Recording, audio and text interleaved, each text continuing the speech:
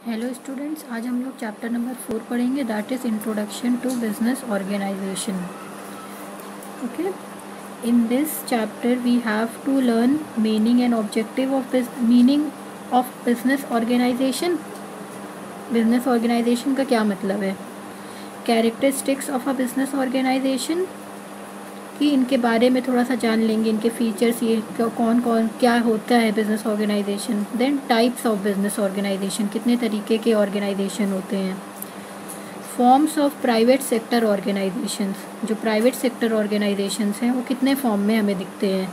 Then choice of the form of business organisation, हमें कैसे choice करना चाहिए कि हम इस फॉर्म ऑफ ऑर्गेनाइजेशन के लिए फ़िट हैं, हमें इस फॉर्म में ही जाना है. Okay, now we will study meaning of business organization.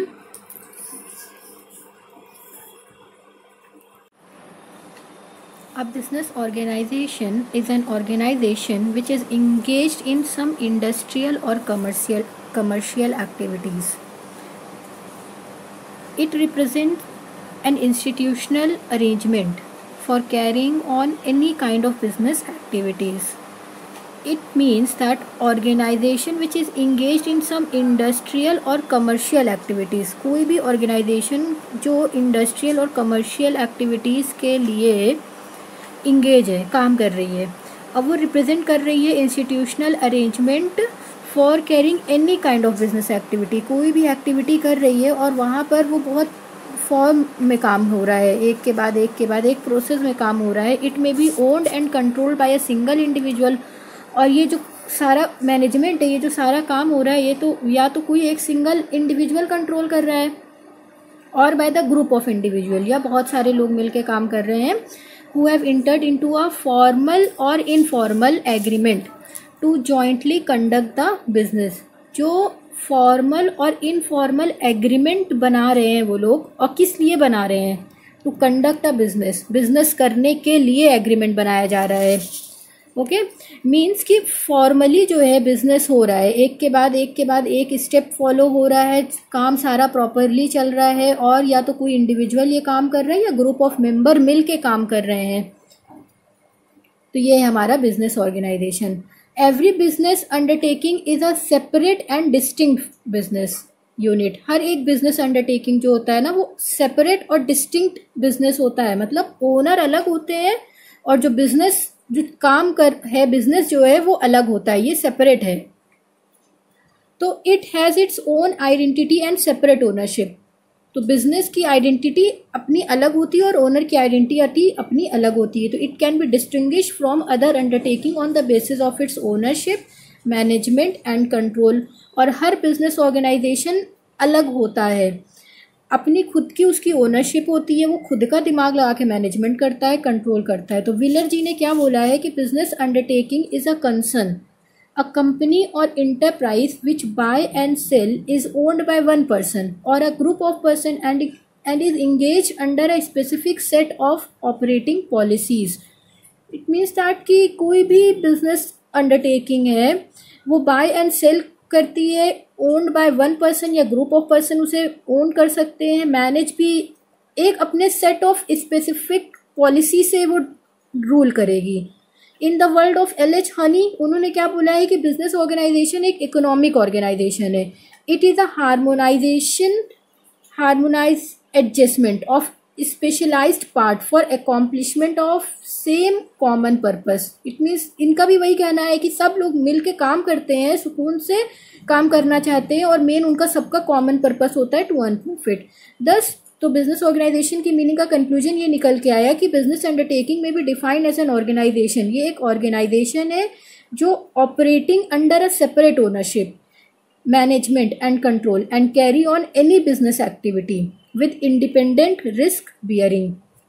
Business undertaking में भी डिफाइंड एज एन ऑर्गेनाइजेशन. ये एक ऑर्गेनाइजेशन है जो ऑपरेट किया जाता है under a separate ownership, management and control के तहत, and carry on any business activity. ये कोई भी बिजनेस एक्टिविटी कर सकते हैं with a independent risk bearing, और इनकी खुद की रिस्क बियरिंग लेने की आदत होती है. ये नहीं कि कोई किसी के ऊपर थोपना है कि हमने ये काम कर दिया हमें रिस्क हो गया, ऐसा कुछ भी नहीं. ओके, अब हम लोग पढ़ेंगे कैरेक्टरिस्टिक्स बिजनेस ऑर्गेनाइजेशन की. First one is separate identity. Business organization की आइडेंटिटी जो होती है वो सेपरेट होती है। Every business undertaking has a separate identity. हर एक बिजनेस की अपनी खुद की आइडेंटिटी है। इट हैज़ डिस्टिंक्ट नेम, अपना अलग नाम होता है। कोई एक दूसरे का नाम चुरा नहीं सकता। जैसे पिज़्ज़ा हट है तो पिज़्ज़ा हट दूसरा चुरा नहीं सकता। ठीक है, हर एक बिजनेस की अपनी खुद की आइडेंटिटी होती है, सेपरेट एग्जिस्टेंस होता है। Its assets and liabilities are independent of others undertaking. और उनके असेट्स एंड लाइबिलिटीज भी इंडिपेंडेंट होते हैं, वो खुद के होते हैं। उनके पिज़्ज़ा हट के असेट्स एंड लाइबिलिटीज उनके खुद के होंगे। Its account are separate from those of person who own it. और इनके अकाउंट भी प्रॉपरली मेंटेन किए जाएंगे। अब पिज़्ज़ा हट के जो ओनर हैं वो क्या अकाउंटेंट को रखेंगे और वो बोलेंगे कि पिज़्ज़ा हट के नाम से एक अकाउंट खोला जाए, एक कंपनी खोला जाए और उसमें एंट्री की जाए। ठीक है, तो ये सेपरेट एंटिटी हो गई। और ओनर कैपिटल इन्वेस्ट करेंगे, ओनर सारा चीज देंगे बिजनेस को जो जरूरी होगा, और जो प्रॉफिट होगा वो अपने घर लेके जाएंगे। और ये बताएगा कौन कितना प्रॉफिट हुआ, ये अकाउंटेंट बताएगा पिज़्ज़ा हट कंपनी का। Next point is independent ownership. A business undertaking is owned by a person who contribute its capital. Business undertaking owned by a person, ये person own करता है जिसने भी contribute किया है capital। पिज़्ज़ा हट में जिस भी बंदे ने capital contribute किया है वही इनका ओनर हो गया। द ओनर में भी प्राइवेट इंडिविजुअल, ओनर अकेला खुद प्राइवेट इंडिविजुअल भी हो सकता है या तो गवर्नमेंट भी हो सकती है। तो every business undertaking thus has an independent unit of ownership. हर एक बिजनेस की इंडिपेंडेंट ओनरशिप होती है, अलग होती है वो, और बिजनेस अलग होता है और एक दूसरे पे डिपेंड नहीं होते ये कि दूसरा वाला ये कर रहा है तो मुझे ये देखना चाहिए, ऐसा कुछ भी नहीं। इनकी ओनरशिप इंडिपेंडेंट है। देन इंडिपेंडेंट मैनेजमेंट, काम भी अपना तरीका होता है हर एक इंसान का करने का। अब डोमिनोज अपनी तरह काम करेंगे, पिज़्ज़ा हट अपनी तरह काम करेंगे। Then next point is the form of management. Independent management में the form of management of an undertaking depend on its nature and size and legal requirements, but every business undertaking has its own independent management. हर एक business undertaking का खुद का independent management होता है। The management of one undertaking does not interfere in the working of other undertaking. The management of each undertaking take independent decision concerning different aspect of business. So the management of one undertaking, अगर management है वो एक undertaking का, एक business का under management है, pizza हट का जो मैनेजमेंट है वो डोमिनोज के मैनेजमेंट में इंटरफेयर करने नहीं जाएगा। तो ये हो गया हमारा इंडिपेंडेंट मैनेजमेंट का मतलब। Last point is element of risk. Every business undertaking involve a risk. हर एक बिजनेस में रिस्क इन्वॉल्व होता है। Profit is the reward for bearing a risk. और जब प्रॉफिट मिलता है तो वो रिवॉर्ड मिलता है जो हमने रिस्क बियर किया है। The risk of an undertaking is borne by the owner. और जो रिस्क होता है अंडरटेकिंग का, बिजनेस का जो रिस्क होता है वो ओनर ही बोर्न करता है। दो सम ऑफ द रिस्क में बी कवर्ड थ्रू इंश्योरेंस। और कुछ रिस्क को कवर कर सकते हैं हम इंश्योरेंस के थ्रू। अपने बिजनेस को इंश्योरेंस करा रहे हैं तो कुछ रिस्क कवर हो सकता है, बट पूरा रिस्क नहीं कवर होता। Then next point is types of business organizations. कितने टाइप के बिजनेस ऑर्गेनाइजेशन होते हैं? Mainly there are 3 broad categories हैं। First one is private sector undertaking. In private sector undertaking, these undertaking are owned, controlled and financed by private businessmen. इनका पूरा लगाम जो है, पूरा कामकाज जो है प्राइवेट बिजनेसमैन के हाथ में होता है। There is no government participation. Government का कोई पार्टिसिपेशन नहीं होता। For example Reliance industries, Tata motors, Bharti enterprises are example of private sector organisations. ये सारे हमारे प्राइवेट सेक्टर ऑर्गेनाइजेशंस के एग्जाम्पल हैं। और मेन कैरेक्टरिस्टिक्स क्या होती है प्राइवेट सेक्टर ऑर्गेनाइजेशन की? ये प्राइवेट ओनरशिप एंड कंट्रोल होता है इसमें। जैसे कि हम बात कर रहे हैं रिलायंस की और Tata motors and Bharti enterprises की, तो उनके पास कोई गवर्नमेंट का रोल नहीं है, वो खुद के ओनर हैं, खुद ही वो सारा काम सारी चीज़ें डिसाइड करते हैं। A private sector undertaking is fully owned and controlled by the private enterprise. It may be owned by one individual, या तो कोई एक one individual इसे own कर रहा है, और a group of individuals jointly, then owned by one person is called a sole proprietorship. अगर कोई एक पर्सन सारे बिजनेस को होल्ड में रखा हुआ है तो उसे हम sole proprietor form of organisation कह देते हैं। And a group of person में जॉइंट ओन द फर्म, अगर group of person jointly own कर रहे हैं कोई भी फर्म को तो हम उन्हें कह देंगे ये जॉइंट हिंदू फैमिली बिजनेस है, पार्टनरशिप है, जॉइंट स्टॉक कंपनी है, या तो कोऑपरेटिव सोसाइटीज है। Next point, profit motive. The main objective of private sector undertaking is earning profit. Main objective क्या होता है? प्रॉफिट कमाना। Profits provide the reward for the risk assumed. जो प्रॉफिट होता है ना वो रिवॉर्ड होता है, बार बार यही बात बोली जा रही कि जो प्रॉफिट है वही रिवॉर्ड है रिस्क अज्यूम जो भी किया है बिजनेसमैन में, and the required return on capital. और ये रिक्वायर्ड रिटर्न भी है कैपिटल में, क्योंकि बिजनेसमैन ने क्या किया है? कैपिटल इन्वेस्ट किया ना बिजनेस स्टार्ट करने के लिए। Next point, no state participation in private form of business organisation. State का कोई पार्टिसिपेशन नहीं होता। There is no participation by the central or state government in the ownership and control of private sector undertakings. Next, private finance. The capital of a private sector undertakings is arranged by its owner. जो private sector undertakings होते हैं वो arranged by the owners. arrange कौन करता है? owner. The sole trader contributes the capital of a sole proprietorship. जो sole trader होते हैं हमारे वो क्या करते हैं? वो contribute करते हैं capital of the sole proprietorship. In case a partnership के में capital is invested by the partner, एक partner invest करते हैं capital, और joint stock company क्या करती है? वो raise करती है capital को by issue of shares and debentures issue करती है market में। A private sector undertaking can raise loan, और जो private sector undertaking होते हैं वो raise करते हैं loan के through, वो पैसा लेते हैं to meet its long term and short term needs for the fund, ताकि उनकी नीड जो है ना फंड की, पैसे की नीड पूरी हो जाए। तो ये हो गई प्राइवेट फाइनेंसिंग की बात। हर एक फॉर्म ऑफ ऑर्गेनाइजेशन अपने अपने तरीके से पैसा मार्केट से उठाता है। Then independent management. Private sector जो अंडरटेकिंग होती है वो मैनेज बाय ओनर। मैनेज कौन करता है? ओनर मैनेज करता है, गवर्नमेंट का कोई पार्टिसिपेशन होता नहीं है। In case of sole proprietorship, sole proprietorship के एंड पार्टनरशिप के केस में ओनर है directly manage the firm, owner directly firm को मैनेज कर रहा है, और the management of joint stock companies lie in the hand of director who are the elected representative of the shareholders, जिनको board की meeting में elect किए जाते हैं, वही मैनेज करते हैं जॉइंट स्टॉक कंपनीज को। वो डायरेक्टर जो इलेक्टेड रिप्रेजेंटेटिव होते हैं शेयर होल्डर्स के, शेयर होल्डर्स कहते हैं कि हमारे यही रिप्रेजेंटेटिव है जो मैनेज करेंगे फर्म को। सेकेंड फॉर्म ऑफ दिस क्या है हमारा? Private sector undertaking. In private sector undertaking, these undertaking are owned and operated by the central and state government. ये जो है अंडरटेकिंग ये owned and operate by state governments. इसको state government control करती है, पूरा का पूरा सेंट्रल एंड स्टेट गवर्नमेंट के हाथों में पूरा इनका भाग दौड़ होता है, सारा काम वही लोग करते हैं। मेन कैरेक्टरिस्टिक्स क्या है पब्लिक सेक्टर अंडरटेकिंग्स की? ये स्टेट ओनरशिप है। First point is state ownership. Public undertaking are fully owned by the government, पूरा का पूरा गवर्नमेंट ओन्ड करती है, और some public authority. For example जैसे कि reserve bank of India RBI is owned by the central government, while Delhi Transport Corporation is owned by the government of Delhi state. Okay, next, government control.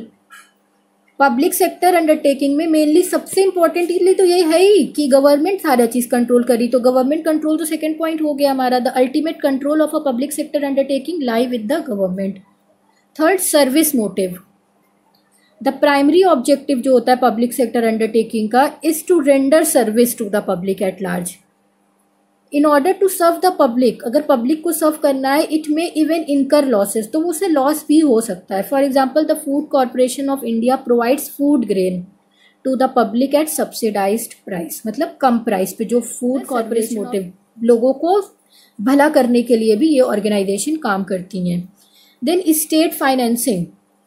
The government provides the capital and fund through appropriations from its budget. अपने ही budget से वो पैसा निकालती है. Government may also provide loan from time to time for the state एक्सचेकर्स.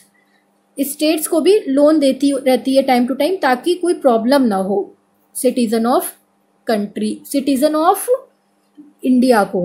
Okay. Then bureaucratic management. जो इनका management होता है वो ब्यूरोक्रेटिक होता है. It means that their operation are govern by certain rules and regulations के तहत काम होता है. Management of a public sector undertaking is bureaucratic in a sense that their operations are governed by certain rules and regulation prescribed by the government. Government ने जो काम कह दिया वही काम कर रहा है. Next, public accountability. अब गवर्नमेंट का पैसा लगा है तो गवर्नमेंट का पैसा आता कहाँ से? टैक्स से आता है. जब टैक्स से पैसा आ रहा है तो वो पब्लिक का पैसा हुआ. तो अब पब्लिक को ये भी राइट है, right to know the information, right to get where the money is spent by the government. So public sector undertakings are accountable to the public. ये पब्लिक की अकाउंटेबिलिटी पे आती है, मतलब पब्लिक को आंसरेबल होती है, पब्लिक को आंसर देना पड़ता है गवर्नमेंट अंडरटेकिंग को at large for their performance and results कि आपने क्या काम किया. The annual audit of this undertaking is conducted by the controller and auditor general of India. जो कंट्रोलर एंड ऑडिटर जनरल होते हैं ना इंडिया के, वही इन कंपनीज के ऑडिट करने जाते हैं. आरबीआई में ऑडिट करने जाएंगे controller and auditor general of India. Moreover their annual report are subject to discussion in the parliament और द स्टेट लेजिस्लेचर. और जो इनकी रिपोर्ट्स आती है, एनुअल रिपोर्ट्स, हर साल की जो इनकी रिपोर्ट होती है उसको भी डिस्कशन किया जाता है प्रॉपरली इन अ पार्लियामेंट में. Next, joint sector undertakings. Private sector undertakings हमने पढ़ लिया, पब्लिक सेक्टर अंडरटेकिंग्स पढ़ लिया. अब last one is joint sector undertakings. Joint जैसा नाम खुद ही बता रहा है कि मिल जाना, जुड़ जाना. Joint sector enterprises. Joint sector consist of business undertaking where the ownership, control and management is shared jointly by the government. जहां पर गवर्नमेंट जॉइंटली मैनेज कर रही है. द प्राइवेट इंटरप्रेन्योर को and a public at a large. Private entrepreneur को तो कर ही रही है और पब्लिक को भी कर रही है. So according to the guidelines laid down by the government of India, जो ये गाइडलाइंस है जो गवर्नमेंट लेड डाउन कर रही है, the share capital of a joint sector undertakings without foreign participation is to be divided as follows. Joint sector undertakings क्या है? Joint sector consist of business undertaking. ये बिजनेस अंडरटेकिंग्स होते हैं जहां पर ownership, control and management is shared jointly by the government. ये jointly कौन करता है? इसको मैनेज कौन करता है? Jointly manage by the government, private entrepreneur and the public. सब लोग मिलके काम कर रहे हैं यहाँ पर. Next, according to the guidelines laid down by the government of India. अब गवर्नमेंट ऑफ इंडिया की क्या गाइडलाइंस है? जो शेयर कैपिटल है ना जॉइंट सेक्टर अंडरटेकिंग की, विदाउट फॉरेन पार्टिसिपेशन वाला नहीं दिया, is to be divided as follows. कैसे बांटी जाएगी? गवर्नमेंट को 26%, प्राइवेट बिजनेसमैन को 25% एंड द पब्लिक को 49%. एंड नो सिंगल इंडिविजुअल और organisation can hold more than 25% of the paid up capital of a joint sector enterprises without the permission of the central government. इसको याद कर लीजिए कि किसी को भी ये राइट नहीं है कि वो 26% से ज़्यादा शेयर ले सके without the permission of the central government in joint sector undertakings. In case of foreign participation the respective share will be. अगर कोई फॉरेन का पार्टिसिपेशन भी आ गया तो शेयर हो जाएगा गवर्नमेंट का 26%, इंडियन एंटरप्रेन्योर का 20% एंड फॉरेन इन्वेस्टर्स का 20% and the investing public get 35% share. Example क्या क्या है हमारे जॉइंट सेक्टर के? Cochin refinery, Gujarat state fertilisers are example of joint sector undertakings in our country. And you have to learn example also. The main characteristics of a joint sector enterprises are as follows. अब main characteristics क्या है joint sector enterprises की? First one is mixed ownership. Second, combined management. Mixed ownership, government, private entrepreneur and the investing public jointly own a joint sector enterprise. Combined management, the management and control of a joint enterprise lie with the nominee or a representative of a government, private businessman and the public. Next, share capital. The share of the government, private businessman and the public in a capital are 26%, 20% and 49% respectively. The aim is to pool the financial resources and technical know-how of a state and private individuals, कि सबको सबके हिसाब का share मिले. अब आगे हमारा comparison chart, private enterprises का, पब्लिक का एंड जॉइंट का. ठीक है. अब ये आप लोग बोलेंगे मेरे पीछे पीछे कि ओनरशिप पब्लिक में किसकी ओनरशिप होती है, गवर्नमेंट की, एंड प्राइवेट इंटरप्राइजेस में प्राइवेट पर्सन की, और जॉइंट सेक्टर में किसकी, government and private both. Management की अगर हम बात करें तो पब्लिक इंटरप्राइजेस गवर्नमेंट करती है मैनेज, और प्राइवेट इंटरप्राइज में प्राइवेट ओनर होते हैं, जॉइंट में गवर्नमेंट एंड प्राइवेट बोथ. और कैपिटल जो होता है पब्लिक में 51% और more by the government, and private में तो बाय प्राइवेट इन्वेस्टर्स होते ही हैं, और जॉइंट में government and private both. Object क्या होता है पब्लिक का, सर्विस देना, प्राइवेट का प्रॉफिट कमाना, और इनका प्रॉफिट एंड सोशल ऑब्जेक्टिव दोनों होता है. पार्लियामेंट्री कंट्रोल की तो कंट्रोल ऑफ पार्लियामेंट होता है पब्लिक इंटरप्राइजेस में, प्राइवेट इंटरप्राइजेस में नो कंट्रोल बाय पार्लियामेंट में कोई कंट्रोल नहीं है, जॉइंट सेक्टर में मे और may not be. Okay. Next is form of private sector organisation. अब कितने फॉर्म होते हैं हमारे प्राइवेट सेक्टर ऑर्गेनाइजेशंस के. The main form of private sector organisation are as follows. Mainly 5 form में ये ऑपरेट करते हैं private. First is sole proprietor. जब एक सिंगल ओनर होता है तो हम कहते हैं ये सोल प्रोप्राइटर हो गई. Sole proprietor form of business organisation है. In this form of ownership, one person provide the capital, bear all risk, and independently manage the business.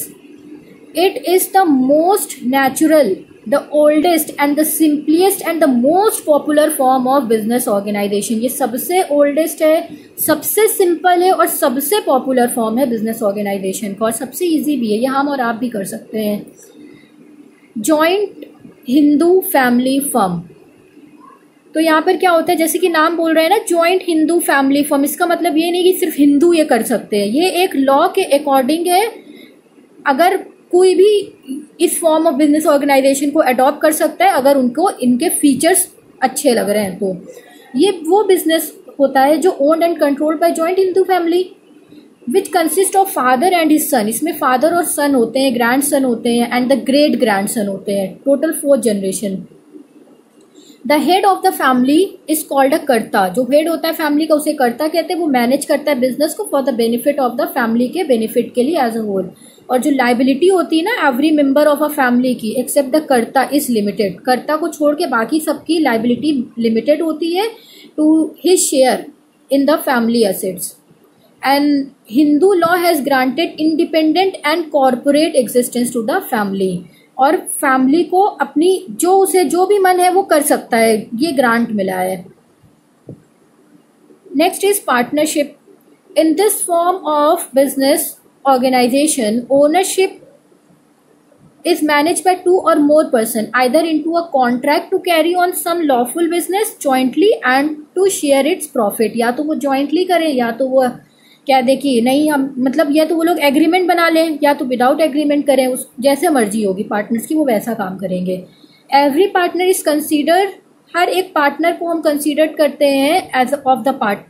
Every partner is considered as an agent of the firm and of its partner. हर एक partner जो होता है उसको हम agent भी कह सकते हैं पार्टनरशिप फर्म में. जैसे कि मान लीजिए A, B और C ये तीनों पार्टनर है, तीनों काम करते हैं एक फर्म में.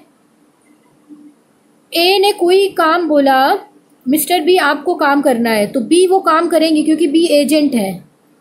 अब B ने कहा ए आपको ये काम करना है तो ए भी करेंगे क्योंकि ए भी एजेंट है. तो कंक्लूजन ये निकला कि एक दूसरे के बिहाफ पे सब एजेंट भी हैं और पार्टनर भी हैं और सब मिलकर काम भी कर रहे हैं पार्टनरशिप फर्म में.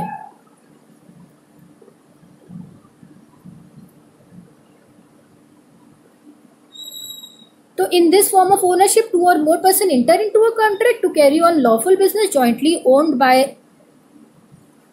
and to share a profit. Each partner is considered as an agent of the firm and of its partner. The firm has no legal entity separate from that of the partner. Each partner is jointly and individually liable for debt of the firm to the unlimited extent. The number of partner cannot be more than 10. जो number of partner होते हैं वो 10 से ज़्यादा नहीं हो सकते in case of banking business and 20 in other type of business, और other type of business में 20 होते हैं. A partnership which is set up for a specified time period or a specific objective is known as a joint venture. उसे हम क्या कहते हैं? joint venture कहते हैं. It is automatically dissolved on expiry of the period or the completion of a specific period. Okay. Next, joint stock company. It is an incorporated association. मतलब ये एक registered association होती है two or more person की. It has a distinct legal entity. इनकी entity अलग होती है which is separate from the entity of its member. member की entity से अलग होती है. Therefore, a company enjoy unlimited life. इनकी life भी unlimited होती है. Its continuity is independent to the life of the member. ये हमेशा चलती रहती क्योंकि ये member की life पे depend नहीं होती. Management and control जो होता है सारा का सारा board of directors के हाथों में होता है. जो कैसे बनते हैं? Consist of the elected representative of the members. Member elect करके भेजते हैं और वो पूरा काम करते हैं. There are several type of companies और बहुत सारी टाइप की कंपनी एग्जिस्ट करती है. Then cooperative societies. ये सोसाइटीज वो होती है जो ऑर्गेनाइज की जाती हैं for the purpose of rendering service to the member. Service देने के लिए ये सोसाइटीज आती हैं, मेंबर को ये सर्विस प्रोवाइड करती हैं to the public in large in general. ये organized on a principle of mutual self help. ये सिर्फ मदद करने के लिए ही होती है. जैसे हम अब हमारी कॉलोनी में 4 लोग मिल जाएं और हम लोग ये डिसाइड कर लें कि वेजिटेबल्स जो है हम में से कोई एक लेके आ जाएगा सबके लिए, और फिर वो वेजिटेबल्स जो आए उसको सब लोग आपस में बांट लेंगे और पैसा भी सब लोग कंट्रीब्यूट कर देंगे. तो ये सबके बेनिफिट के लिए हो गया कि सबको जाना नहीं पड़ा, फिर नेक्स्ट वीक कोई और चला जाएगा. तो ये होती है cooperative societies. As an incorporated association of person. ये रजिस्टर्ड नहीं होती, ये इनकॉर्पोरेटेड मतलब रजिस्टर्ड नहीं है. It enjoy perpetual life. It has a distinct identity and the liability of it member is limited. और मेंबर की लाइबिलिटी भी लिमिटेड होती है. There are several type of cooperative societies. बहुत सारे टाइप की कोऑपरेटिव सोसाइटी बनाई जाती हैं. नेक्स्ट हमारा आ गया फॉर्म ऑफ बिजनेस ऑर्गेनाइजेशन, जो हमने पढ़ा उसी की समरी है ये. तो 3 फॉर्म होते हैं बिजनेस ऑर्गेनाइजेशन के. First one is private sector, second joint sector, third public sector. Private sector में स्टेट का कोई पार्टिसिपेशन नहीं है. जॉइंट सेक्टर में ownership and control shared by private businessman, state and public. And public में state ownership and control होता है सिर्फ. प्राइवेट जो होती है हमारी 1 2 3 4 5 टाइप की होती है. Sole trader, sole proprietorship, joint Hindu family, partnership, joint stock company और कोऑपरेटिव सोसाइटी. और जो पब्लिक अंडरटेकिंग्स हैं वो होती है हमारी डिपार्टमेंटल अंडरटेकिंग, गवर्नमेंट कंपनीज और पब्लिक कॉरपोरेशंस. ये हम लोग नेक्स्ट आगे पढ़ेंगे नेक्स्ट चैप्टर में. नेक्स्ट हेडिंग क्या है कि choice of the form of business organisation. हम किस तरीके से चॉइस करें कि हमें कौन सा form of business organisation adopt करना चाहिए, कौन सा ऑर्गेनाइजेशन का फॉर्म हमारे लिए बेस्ट रहेगा. The choice of the most suitable form of business organization is a crucial decision. बहुत इंपॉर्टेंट डिसीजन होता है. क्यों? क्योंकि ये अफेक्ट करता है right and liabilities of the owner की. मालिक की राइट एंड लायबिलिटीज को ये अफेक्ट करता है. अगर किसी ओनर ने सोल प्रोप्राइटर ले लिया तो उसके पूरा खुद ही वो सारा ओन कर रहा है, तो उसका खुद का पूरा राइट है, वो पूरा प्रॉफिट भी रहेगा. और अगर मान लीजिए लॉस हुआ या कोई दिक्कत हुई तो उसको खुद को पूरा बियर करना पड़ेगा. तो ये इंपॉर्टेंट इस बेसिस पर बन जाता है. Therefore the choice should be made with a great thought and deliberations. Each form of business organization has its own merits and demerits. हर एक फॉर्म के अपने खुद के मेरिट एंड डीमेरिट होते हैं. Their merit and demerit should be duly considered before selecting the form of business organisation. अगर हम कोई भी फॉर्म ऑफ ऑर्गेनाइजेशन सेलेक्ट करने जा रहे हैं तो उससे पहले हम उसके फायदे और नुकसान को देख लें. ये हमें चाहिए. और इन जनरल भी अगर हम कोई भी नया काम करने जा रहे हैं तो हमें सबसे पहले उसके प्रॉस और कॉन्स दोनों देखने चाहिए, फिर उसके बाद वो चीज़ों को अडॉप्ट करना चाहिए. The factor which affect the choice of the form of business organisation are given below. अब कैसे है हमारा, सबसे पहला हमें किस बेसिस पे जज करना है, नेचर ऑफ द बिजनेस. हमारा बिजनेस का नेचर क्या है, उससे हम डिसाइड करें कि हम सोल करें कि पार्टनरशिप करें कि जॉइंट स्टॉक करें कि जॉइंट हिंदू फैमिली करें. The nature of business has important bearing on a choice of the form of ownership. Businesses providing direct services. Businesses क्या करता है? डायरेक्ट सर्विसेज देता है स्मॉल रिटेलर्स को. Hair dressing saloon, tailor, restaurant, ये सारा है अगर तो. And professional services like doctor, lawyer depend for their success upon personal attention to customers and the personal knowledge और skill of the owner are therefore generally organized as a proprietary concern. तो business activities require pooling of skill and fund. Example, wholesale trade, accounting firm, tax consultant, stock broker are better organized as a partnership. Then manufacturing organization of a large scale are more commonly set up as a private and public companies. तो जिस तरीके का हमारा काम वैसा हमारा business. अगर कोई हेयर ड्रेसिंग सलून है या टेलर है या कोई डॉक्टर है तो वो लोग सोल प्रोप्राइटर वाला काम करें, उनके लिए बेस्ट रहेगा. अगर टैक्स कंसल्टेंट किसी को करना है या होलसेल का काम करना है, होलसेल ट्रेड वाला है, तो वो पार्टनरशिप कर ले. एंड लास्ट में मैन्युफैक्चरिंग ऑर्गेनाइजेशन है कोई तो वो प्राइवेट या पब्लिक कंपनीज का काम करे. फिर size and area of operation. क्या साइज होगा या क्या एरिया होगा ऑपरेशन का? Size and area of operations में large scale enterprise catering to national and international market can be organized more successful as private और पब्लिक कंपनीज. जो large scale enterprises होती है ना वो कैटर करती है नेशन की और इंटरनेशनल मार्केट को भी एक सक्सेसफुल एज अ प्राइवेट और पब्लिक कंपनीज में भी. तो रीज़न यही कि जो लार्ज साइज इंटरप्राइजेज हैं वहाँ पर लार्ज फाइनेंशियल ज़्यादा पैसा ज़रूरत होता है और ज़्यादा मैनेजियल की ज़रूरत होती है, ज़्यादा दिमाग वाले लोगों की ज़रूरत होती है. Which are beyond the capacity of a single person, जो सिंगल पर्सन के हाथ में नहीं है. तो on the other hand small and medium scale firm are generally set up by a partnership and the proprietorship. तो जो small and medium scale firm है वो generally set up by a partnership या प्रोप्राइटरशिप मैनेज करें उसे. स्मॉल स्केल इंटरप्राइजेज जैसे हमारे हो गए hair dresser, bakeries, laundries, workshop etcetera cater to a limited market and require small capital. और वहाँ पर किसकी ज़रूरत होती है? जो छोटे कैपिटल की ज़रूरत होती है. और रिस्क एंड लाइबिलिटीज़ भी बहुत हैवी नहीं होती है. Management problem can easily be handled by the owner. Management problem भी ईजिली ओनर हैंडल कर लेता है. Therefore owner like to be his own master by organising as a sole proprietor. Owner खुद ही मास्टर है, वो खुद ही सारा काम कर रहा है, वो खुद ही मेंटेन कर लेता है face to face relationship customer के साथ, जो बहुत इंपॉर्टेंट है स्मॉल सर्विस एंटरप्रेन्योर में. जैसे कि पेंटर हो गया, डेकोरेटर हो गया, रिपेयर शॉप हो गई, ब्यूटी पार्लर्स हो गए, ये सारे. और अगर मीडियम साइज इंटरप्राइजेज है या एंड प्रोफेशनल फर्म है जैसे हेल्थ क्लिनिक है, चार्टेड अकाउंटेंट की फर्म है, तो ये प्रीडोमिनेटली पार्टनरशिप होती है क्योंकि they pool their capital and expertise to operate a large scale and to avail of the benefit of specialization. ये अपनी benefit जो होती है स्पेशलाइजेशन की सबको देना चाहते हैं. और लार्ज स्केल इंटरप्राइजेज है इन्वॉल्व होता है यहाँ पर रिस्क भी ज़्यादा होता है. जैसे कि इंजीनियरिंग फर्म हो गई, डिपार्टमेंटल स्टोर हो गए, 5 स्टार होटल हो गया, चेन स्टोर हो गया. ये normally organise as a companies, ये कंपनीज होती हैं. And these enterprise require huge capital. यहाँ पर ह्यूज कैपिटल की ज़रूरत होती है, रिस्क भी ज़्यादा होता है, एक्सपर्ट मैनेजर की ज़रूरत होती है. So proprietor and partnership firm are unable to provide these resources. The company form is therefore best suited to large enterprises के लिए ये बेस्ट रहता है. तो similarly where the area of operation जहाँ पर बहुत वाइड रहेगा ना नेशन का एंड इंटरनेशनल कंपनी का, तो ownership is appropriated. But if the area of operation is confined to a particular locality, so proprietorship और partnership will be more suitable choice. Next, degree of control desire. अब हम बात करें degree of control desire की. तो a person who desire direct control of business prefer partnership rather than the company because there is a separation of ownership and management in a later business. In case of owner is not interested, अगर owner interested नहीं है in a direct personal control में, but in a large scale operation it would be desirable to control the company to form a business.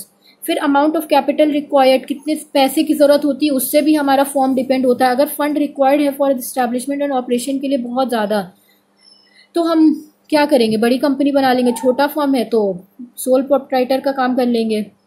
तो enterprise जहाँ पर heavy investment चाहिए, iron and steel, should be organise in a joint stock company. और partnership जो convert हो जाएगी company में जब वो ग्रो होगी बहुत ज़्यादा, और रिक्वायरमेंट जो होती है ग्रोथ एंड एक्सपेंशन की should also be consider in making the choice. There is a maximum scope for expansion in case of a public company where the fund require initially are small and scope of expansion is not desired. Proprietorship and partnership is a better choice. Next point is degree of risk involved. The volume of risk and willingness of a owner to bear it. It is important consideration. Single individual है ना तो may have a large financial resources. इनके resources भी large होते हैं. Sufficient for a medium scale enterprise, but due to unlimited personal liability, he may not like to organize as a proprietor. Due to limited liability and a large number of shareholders, there is a maximum diffusion in public company, but an entrepreneur individual not afraid of unlimited liability may be gone in form of partnership. मतलब degree of risk involve, अगर soul है तो उसमें ज़्यादा risk involve हो रहा है क्योंकि अकेले खुद का हो रहा है. फिर डिवीजन ऑफ सरप्लस, जो प्रॉफिट हो रहा है वो सबको बांटा जाता है. सिंगल में ओनर, सोल में खुद एक अकेला ओनर ले लेता है और वही पार्टनरशिप होता है तो सब आपस में बांट लेते हैं. उसके बाद ड्यूरेशन ऑफ बिजनेस, ये भी डिपेंड करता है कि हम कौन सा फॉर्म लें. तो अगर टेम्परेरी है, एडहॉक वेंचर है, तो वो ऑर्गेनाइज होगा प्रोप्राइटर एंड पार्टनरशिप में as they are easy to form and resolve. But they lack continuity नहीं है, स्टेबिलिटी नहीं है, तो entrepreneur of permanent nature can be better organise as a joint stock company and cooperative business enjoy perpetual succession. फिर government regulation and control के basis पे अगर हम बात करें तो proprietor and partnership are subject है लिटिल, बहुत कम रेगुलेशन होता है गवर्नमेंट का, लेकिन कंपनी और कोऑपरेटिव में ज़्यादा होता है. तो subject to severe restriction and to have a public their account, और उन्हें अपने अकाउंट को पब्लिक करना पड़ता है. It is also easier to maintain secrecy of a business. अगर प्रोप्राइटर और पार्टनर की बात करें तो उनके लिए इजी होता है सिक्रेसी मैनेज करना, इजीली वो लोग मैनेज कर लेते हैं. Last point is flexibility of operations. Business जो होता है ना, जो रिक्वायर करता है, जहाँ पर high degree of administrative flexibility होती है, should be better be organise as a proprietorship. अगर वो प्रोप्राइटरशिप है तो वो बहुत अच्छे से ऑर्गेनाइज किया जा सकता है, या पार्टनरशिप है तो अच्छे से ऑर्गेनाइज किया जा सकता है. Flexibility of operation is linked with the internal organisation of the business, की इंटरनल ऑर्गेनाइजेशन का कैसा माहौल क्या है. इंटरनल ऑर्गेनाइजेशन जो है सोल का और पार्टनरशिप का इज मच मोर सिंपल, बहुत सिंपल होता है and less elaborate than the internal organization of a joint stock company. Moreover, जो objective and power होते हैं कंपनी के can not be change, easily change नहीं होते हैं और विदाउट लीगल फॉर्मेलिटीज के बिना बने होते हैं. Okay, now the whole chapter is complete. What you have to do, you have to solve the short answer questions in your notebook and do essay type questions and learn the question bank which is given at the end.